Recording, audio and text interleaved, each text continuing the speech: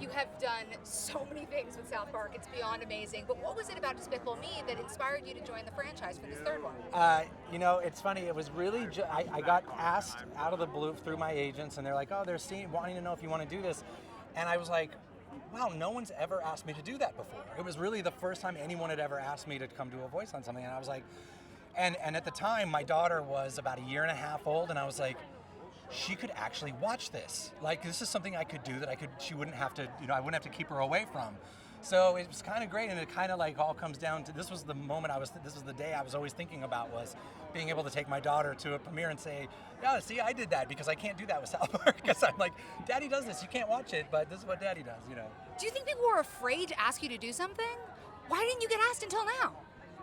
I don't know. I think everyone assumes or knows that I'm a dick, so it's just like, maybe that was it.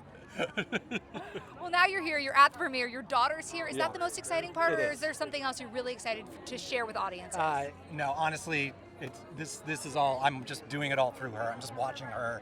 And she's not even 4 yet, so she doesn't quite know what's going on, but I was laughing so hard. We got in the press line, didn't know how she was going to take that. I was holding her in the press line, the flashes all started going up, and she just starts going, and I was just like, oh, this is awesome.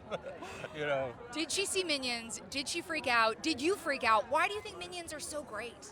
It's a mathematical equation. It actually is a perfect 8 semitone. You take your voice, you pitch it up 8 semitones, and it's the same as the mice in Cinderella. It's the same as what we did in South Park for Member Berries. And it's basically just this magic thing. And with Member Berries, it was so dumb because they're just grapes.